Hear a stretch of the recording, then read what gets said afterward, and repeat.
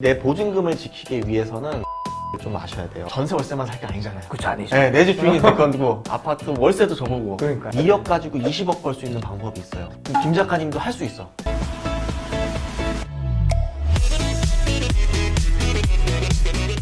오늘의 주제는 바로 부동산입니다. 함께 이야기 나누실 분을 소개하겠습니다. 안녕하세요. 네, 반갑습니다.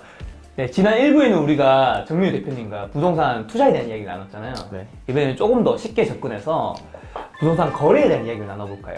사실 이제 부동산 거래를 또 처음 하시는 분이거나 몇 번 해보셨더라도 일반인 분들은 사실 일생에 많은 거래가 있지는 않잖아요. 아, 그렇죠. 그러다 보면 이제 부동산 거래를 잘못하셔서 집을 날리는 경우도 있고 그런 경우가 너무 많던데, 우선 집을 보러 갔을 때 어떤 것들을 좀 체크해야 될까요? 뭐 아파트든 빌라든 집을 네. 계약금을 넣기 전에 거기를 갈 거잖아요. 그쵸, 가야죠. 네, 가죠. 집은 모든 집은 저는 향부터 좀 중요하다고 생각을 향. 해요. 그러니까 그 방향. 해가 잘 들어와요. 그쵸. 네, 그게 기본적으로 음. 우리나라는 전통적으로 남향을 선호합니다. 아, 네. 거기서 뭐 약간 틀어진 남서, 음. 남동까지는 괜찮은데 음. 가끔 보면 싸게 나온 북동향, 북서향 집이 있어요. 네. 저는 북동향 살아봤거든요. 네. 경매로 낙찰받아서. 근데 사람이 우울해져. 아. 그리고 싸게 사는 건 좋은데 음. 그만큼 또 팔 때 싸게 팔아야 돼요. 아. 그래서 초보자분들이라면 네. 나는 뭐 음침한 게 좋아 이런 분들이 아니라면 조금 방향을 네네. 해가 잘 들어오는 거, 조금 고루 비춰질 수 있는 또 향뿐만이 아니라 앞에 막힌 게 아닌 좀 트여 있는 그런 거를 좀 선택을 하시면, 투자든 이건 실거주든 마찬가지예요. 첫 번째는 지금 방향 측면에서 남향. 네, 그러니까 남동 남서도 괜찮아요. 막힌 남향보다는 이제 고층 동향이 괜찮기도 하거든요. 그쵸. 그런 것 이제 나만의 좀 기준이 있으면 좋을 것 같고. 해가 잘 들어오는 곳. 그렇죠. 네. 그러니까 트인 게 무조건 좋아요. 그리고 두 번째. 요건 좀 주의하셔야 돼요. 이제 어떤 거요? 아파트들이 갈수록 네. 그 노후화되고 있어요. 맞아. 네, 그래서 보통 한 25년, 30년 넘은 애들이 뭐가 문제가 되냐면 바로 누수입니다. 정말 이거 겪어보지 않은 분들은 고통이죠. 고통이에요. 제가 예전에 이제 몽골에 해외 봉사를 갔는데 네. 그 잠깐 이제 집을 한 달짜리를 이제 월세로 구해야 됐거든요. 네. 거기 누수인 거예요. 아, 진짜 그 지옥 같은 한 달의 삶이. 그렇죠. 비가 떨어지니까 또 이 비린내도 나잖아요. 꿉꿉한 그 어. 느낌, 네, 막 냄새부터 해서 맞아, 곰팡이 맞아요. 냄새부터. 네.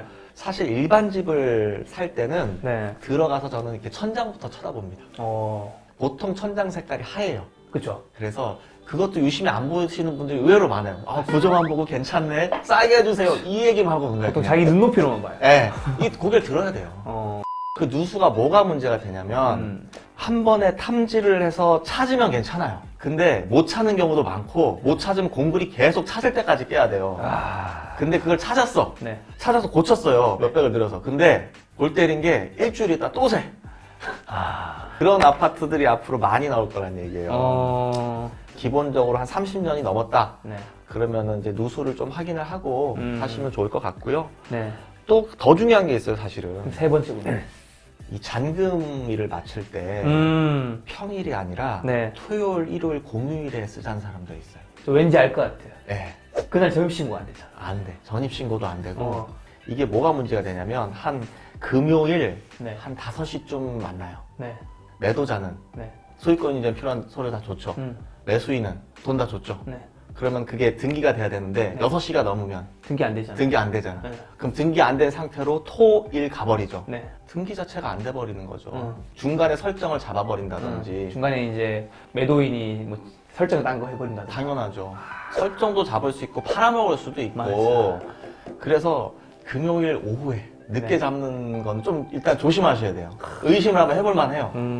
그러면 부동산 거래하기에 좋은 요일은 월화수목이. 월화수목 정도, 아니면 금요일 오전까지 이렇게 하시면 좋을 것 같아요. 다행히 제가 사람 좀 안 믿어서 그런지 몰라도 저는 항상 월화수목이에요.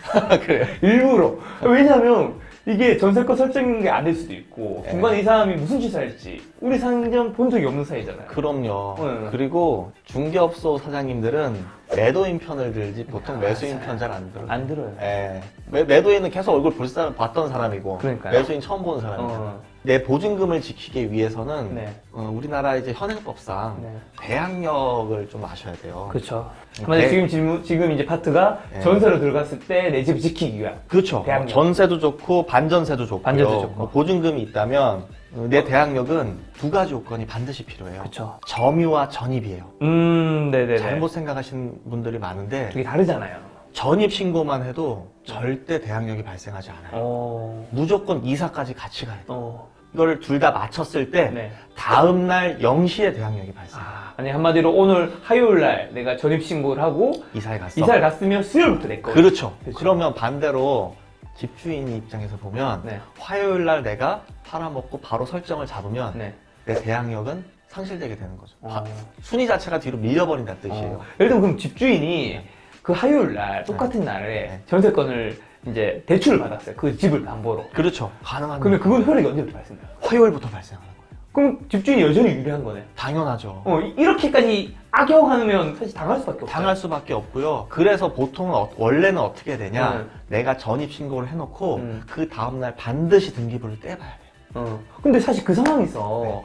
등기부를 떼봤어요. 이미 늦었지. 이미 사후, 늦은 거잖아. 사후 처리밖에 할 수 없어. 그러니까 이미 나를 엿먹이려고 그쵸. 한 상황이면 나는 당할 수밖에 없는 거잖아. 그래도 다행히 뭐가 있냐면 네. 우리나라에서는 쌍방거래가 아닌 공인중개업소를 이용했다면 네. 1억까지는 보증보험이 들어있어요. 맞아요. 네, 그래서 항상 주잖아요. 그 증서 하나. 증서 하나 주잖아. 그 의미가 있나요? 의미는 있죠. 왜냐면은 네. 그것도 중개업자의 이제 과실 비율이 몇 프로냐에 따라서 달라질 수 있겠지만 보통 대부분은 그런 경우라면 어느 정도 과실 비율이 인정이 되거든요. 네네. 그러니까 완전 생돈을 날기는 어렵지만 뭐 예를 들어서 그것도 계약금 자체가 1억을 초과한다든지 그럼 민사로 가야 되는데 그렇죠. 보통 나쁜 놈들은 어때요? 재산 다 팔아먹고 뭐 차명으로 쓰고 그러니까. 그러잖아요. 그런 것들이 엄청 많아요. 지금도 그 돈을 2억 가지고 20억 벌 수 있는 방법이 있어요. 지금 김 작가님도 할 수 있어. 나중에 이거 되겠지만. 아, 이거 되겠지만 뭐 어떻게 해요?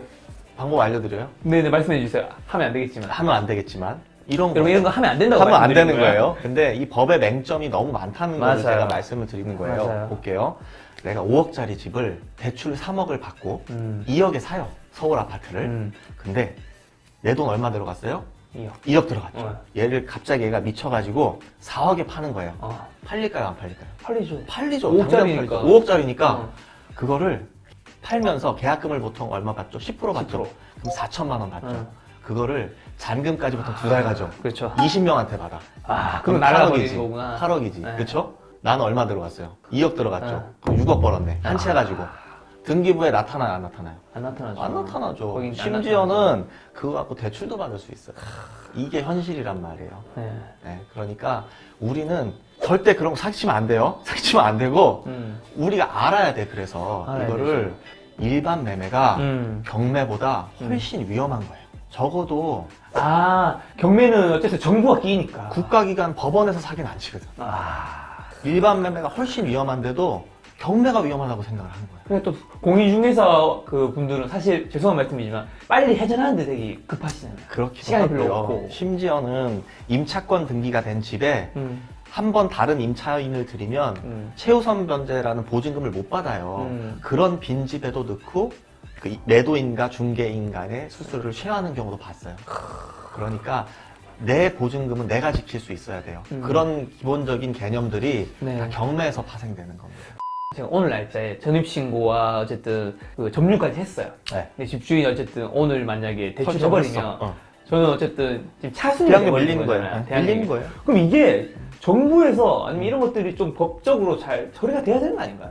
그렇게 말씀하시는 분도 계신데 어쨌든 우리나라는 민법이라는 게 있어요. 또 충분히 주택임대차보호법이라는 그런 이제 사회적 약자들을 위한 법을 충분히 만들어놨다고 의원님들이 생각을 하시는지 일단은 아직까지 민법 자체가 개정되고 그럴 것 같지는 않아요. 왜냐하면 또 채권자는 또 채권자 나름으로 권리가 있거든요. 그러면 은행들도 마찬가지죠. 네. 누가 돈을 쉽게 몇 억씩 빌려주겠어요. 그래서 이게 사실은 우리가 지금은 임차인 쪽에 편을 들다 포커스를 보니까. 맞추니까 이런 네. 얘기가 나오는데 또 다시 이 포커스를 채권자 쪽으로 바꿔가면 이게 또 어쩔 수가 없게 돼요. 아니면 그런 것도 방법도 있다던데. 예를 들면 그 특약에다가 네. 등기부 등본상에 네. 현재까지 대출이 없었으면 확인하였으며 그리고 전세를 전입과 전신고하기 전까지 네.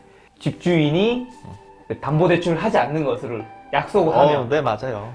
그게 만약에 어길 시에는 계약이 취소됨을 이렇게 적으면 어떻게 그거죠. 돼? 뭐 특약사항에 어. 말씀하신 대로 잔금 전 어. 뭐 권리 변동 관계는 없기로 한다. 어. 이제 말씀하신 게 한 줄이에요. 그러니까요. 네, 한 줄인데 그 한 줄 넣으면 어떻게 되는 거야? 그거 그냥 그러니까 그 사후 처방이라고요. 그게 사고가 난 다음에 그거 있으면 어. 물론 민사적으로 가면 100% 승소하겠죠. 그렇죠. 그래도 넣어놓는 게 좋기는 해요. 어. 그러지만 그게 어쨌든 내가 전입신고 한 당일에 음. 집주인이 근저당권 설정을 한다면 네. 어쨌든 나는 이길 0시에 대항력 발생하기 때문에 밀리는 거는 기정사실이란 뜻이에요. 네.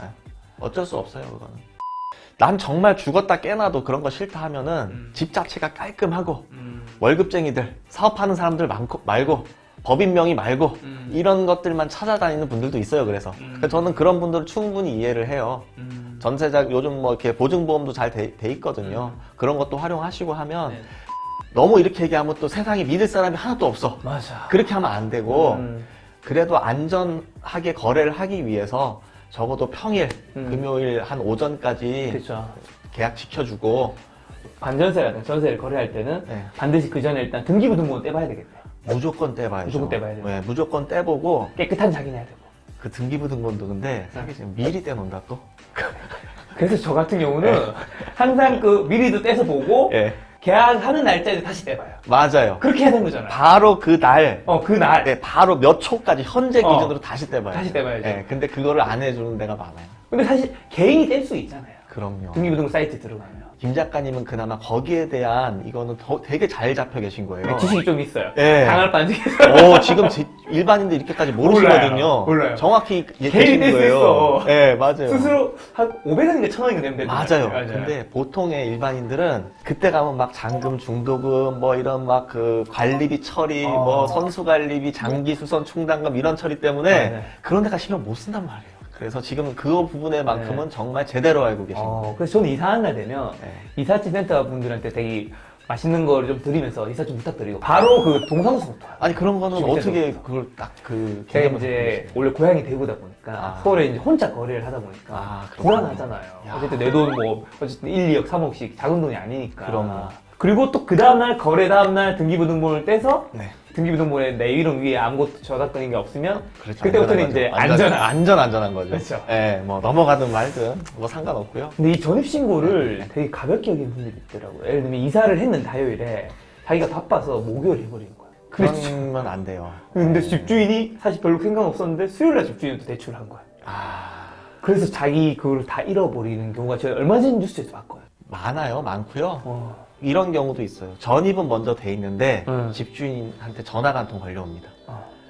제가 여기 뭘 해야 돼? 잠깐 전입 한 번만 빼달라고. 안 되지. 안 되죠. 근데 그거를 사회초년생분들은 또 속는 말. 속는 거죠. 예. 물론 일이 안 생길 수도 있어요. 맞아. 하지만 안 생기면 아무 문제 없는 예, 거죠. 문제 없는 거죠. 생기는데. 생기니까 문제지. 그게. 그래서 그런 것들도 있고요. 네. 내가 이제는 임대인의 입장에서 한번 보자고요. 이제 임차인에서 입장에서 봤으니까 임대인의 입장이라면 어떤 리스크가 있을 수 있냐면 임대인 리스크가 있어요? 그럼요. 우리가 평생 뭐 전세 월세만 살 게 아니잖아요. 그렇죠, 아니죠. 예, 우리도 월세도 한번 받아보고. 언젠가 내 집 주인. 예, 내 집 주인이 될 건고, 그죠? 아파트 월세도 줘보고, 그러니까요. 빌라 뭐 전월세도 줘볼 그러니까요. 거잖아요. 그때 한 가지 제가 팁을 드리자면 팁. 임대 보증금을 절대 무보증이나 낮게 받아서는 안 돼요. 왜요? 무슨 얘기냐면 뭐 예를 들어서 뭐 월세 임대 시세가 2,000에 80이라면 뭐 500에 100만 원으로 드릴게요. 그러면 솔직히 뭐 20만 원이면 1년에 240만 원. 그러니까. 그쵸. 2년 계약이면 한 500만 원 돈이 생기는 건데 굳이 집주인 입장에서도 마다할 필요가 없는 거잖아요. 근데 거기서 오케이를 하면 무슨 일이 발생하냐면 보증금을 작게 받으면 임대료를 어느 순간부터 안 내기 시작해요. 자기 부담되는 게 없으니까. 네. 보증금이 다 까이는 순간부터 임차인들 질질 끌려다니게 돼요. 안에 특히 오피스텔 같은 경우는 뭐 이렇게 빌트인 돼 있는 경우가 많아요. 맞아. TV, 세탁기, 냉장고 어. 그것까지 다 떼가버려요. 와, 이거 범죄인데? 범죄죠. 범죄라도 어디 뭐 들고 튀면 방법이 없는 거예요. 그게. 그렇죠. 그런 것들도 좀 주의하시고 그거를 예방하려면 어떻게 해야 돼요? 임대보증금을 좀 한 주거용이면 2,000, 3,000 정도는. 최소 20개월 이상은 음. 충분히 받아놓는 게 중요합니다. 그런 것들도 있고, 뭐 상가나 네. 뭐 이런 지식산업센터 같은 거는 자기 손으로 인테리어 하는 것들은 상관이 없어요. 네네. 근데 이제 주거용 집 같은 거, 네. 집값이 비싼 애들은 네네. 훼손의 우려도 있고요. 음. 그래서 임대보증금을 그 월세 몇십만 원에 네. 너무 현혹되지 마시라는 거죠. 물론 내 집이 있는 분한테 매달리기. 내 집이 있고 뭐 월세나 네. 전세, 월세 주실 때 네. 네. 굉장히 우울해지네요.